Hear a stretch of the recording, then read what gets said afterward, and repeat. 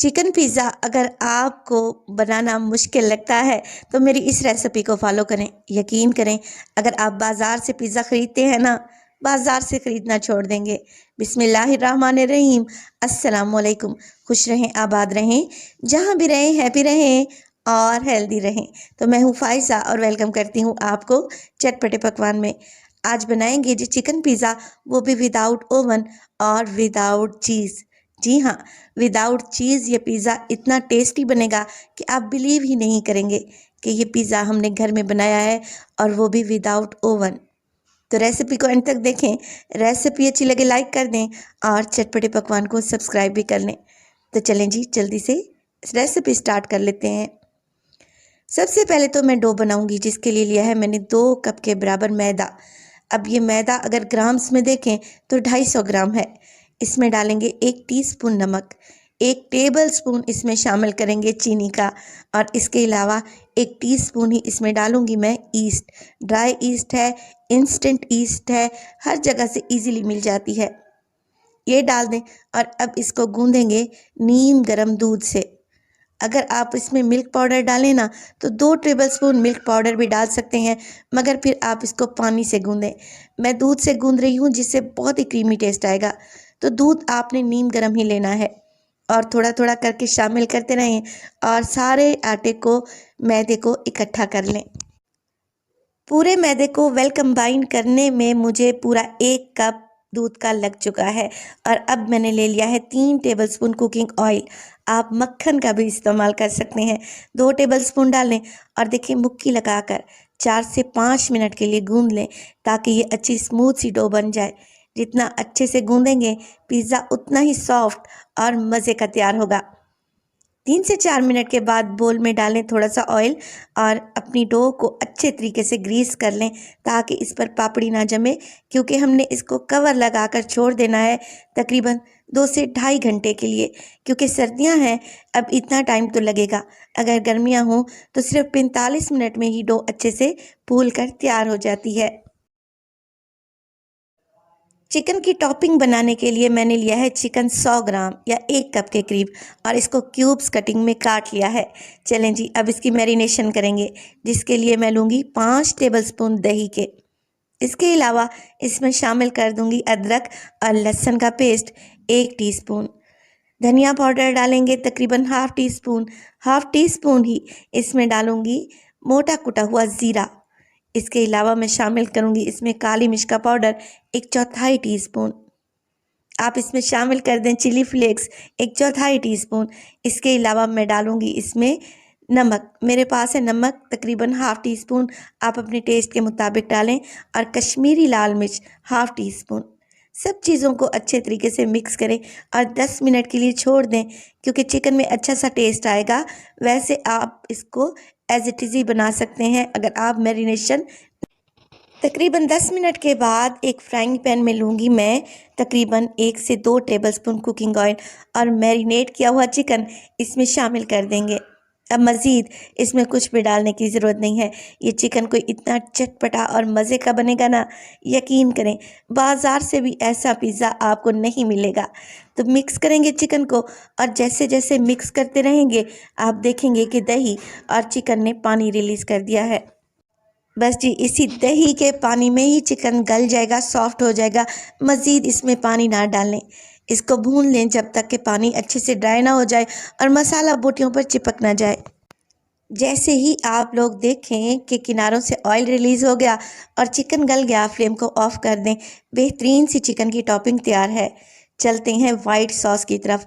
क्योंकि हम इस पिज़्ज़े में चीज़ का इस्तेमाल नहीं कर रहे, तो इसके लिए हम बनाएंगे एक मज़ेदार सी वाइट सॉस। 2 टेबलस्पून लूँगी मैं यहाँ पे मक्खन, और इसके साथ ही 1 टीस्पून के करीब डाल दूँगी इसमें कुकिंग ऑयल, ताकि मक्खन जले नहीं। दोनों चीज़ों को अच्छे से गर्म कर लें, और जैसे ही मक्खन पिघल जाए ना, आप इसमें डालें 1 टेबलस्पून भर के मैदा। चावल खाने वाला जो चम्मच होता है ना, वही आप लोगों ने 1 भर के डाल देना है मैदे का, और अच्छे तरीके से मिक्सिंग कर लेनी है। फ्लेम को मीडियम टू लो ही रखें, ताकि मैदा जले नहीं।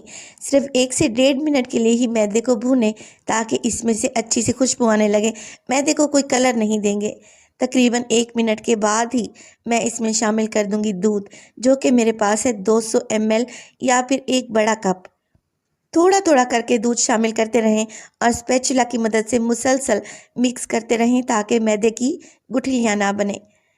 इसके बाद इसमें शामिल कर दें नमक 1/4 टीस्पून। 1/4 टीस्पून ही इसमें डालूंगी मैं काली मिर्च का पाउडर। और ये है मेरे पास मिक्स हर्ब्स, जो कि पिज़्ज़ा में शामिल किए जाते हैं, जिसको पिज़्ज़ा सीजनिंग भी बोलते हैं।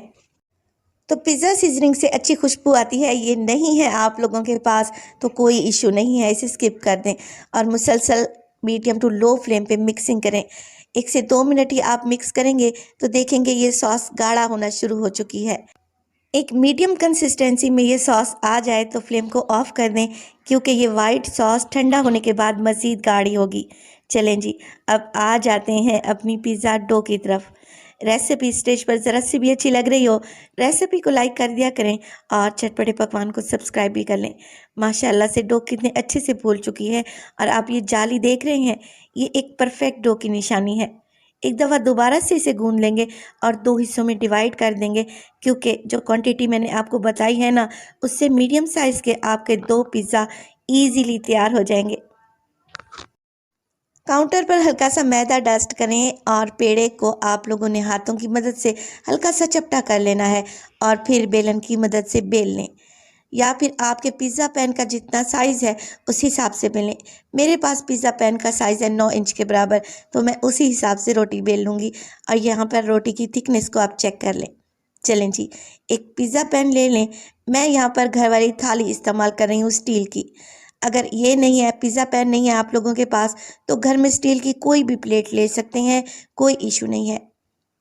पिज़्ज़ा की रोटी को आप लोगों ने इस पर फैला देना है, मगर पहले थाली को ग्रीस कर लें ऑयल की मदद से और फिर किनारों से इस तरीके से पिज़्ज़े को सेट कर दें, जैसे बाज़ार में शेप मिलती है ना, बिल्कुल वैसे ही। एक कांटा लें या फोक लें और उसकी मदद से नॉकिंग कर दें, ताकि पिज़्ज़ा हमारा बहुत ही अच्छे से बेक हो। इसको कवर लगाकर छोड़ देंगे 15 मिनट के लिए, ताकि जो ये पिज़्ज़ा की डो है ना, दोबारा से फूल जाए। 15 मिनट के बाद आप लोगों ने क्या करना है, यहाँ पे ले लेनी है केचप। मैं चिली गार्लिक सॉस या केचप का इस्तेमाल कर रही हूँ। अब सादा केचप भी ले सकते हैं, या फिर आप यहाँ पर पिज़्ज़ा की जो सॉस आती है ना, वो भी इस्तेमाल कर सकते हैं। 1 से 2 टेबलस्पून लें और फैला दें। इसके बाद लगाएंगे ये वाइट सॉस। देखें ये कितनी थिक हो चुकी है। अब पिज़्ज़ा सॉस को भी चम्मच की बैग की मदद से आप लोगों ने फैला देना है। किनारों के अंदर ही रखेंगे, दोनों सॉसेस को किनारों तक नहीं ले जाएंगे। अब लगा दें इस पर चिकन की टॉपिंग, जितना चिकन आप लोगों को पसंद है उसी हिसाब से। और फिर इस पर लगाएं वेजिटेबल्स, क्योंकि पिज़्ज़ा बना रहे हैं, सब्जियां तो लाजमी जाएंगी। मैं लूँगी टमाटर, शिमला मिर्च और इसके अलावा प्याज, जिसके छोटे छोटे से मैंने क्यूब्स में कटिंग कर ली है।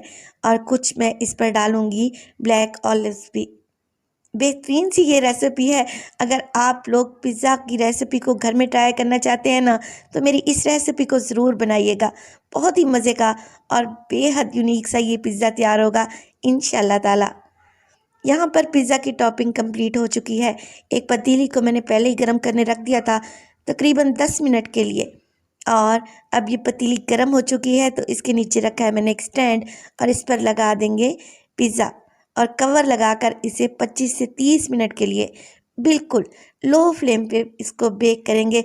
जैसे चावल को दम देते हैं ना, बिल्कुल वही फ्लेम आप लोगों ने रखनी है। तकरीबन 25 मिनट के बाद पिज़्ज़ा अच्छे से बेक हो चुका है। बहुत ही एहतियात से इसे निकाल लें, क्योंकि ये पतीली इस टाइम पर बहुत ही गर्म है। अब किनारों पर हल्का सा ऑयल या मक्खन अप्लाई करें, ताकि ये सॉफ्ट रहें। और छुरी की मदद से आप लोगों ने इसके किनारों को छुड़ा लेना है। गर्मा गर्म सर्व करेंगे ये पिज़्ज़ा, जो कि खाने में इतना टेस्टी है कि बाज़ार के पिज़्ज़े लेना और खाना आप लोग भूल जाएंगे। मैं आपको कट करके भी दिखाती हूँ।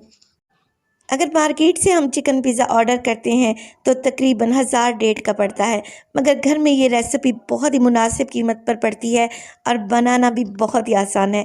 तो आप लोगों ने लाजमी ट्राई करनी है और अपना फीडबैक देना है कि आपको मेरी रेसिपीज़ कैसी लग रही हैं। माशाल्लाह से आप पिज़्ज़ा की ब्रेड को चेक करें कितनी सॉफ्ट और मज़े की है और ये अच्छे से बेक भी हो चुका है। रेसिपी को ट्राई कीजिएगा। रेसिपी अच्छी लगे लाइक कर दें और चटपटे पकवान को सब्सक्राइब कर लें और अपने फैमिली और फ्रेंड्स में भी शेयर किया करें। अपना बहुत सारा ख्याल रखिएगा। फ़ाइज़ा को दीजिए इजाज़त। टिल देन अल्लाह निगहबान।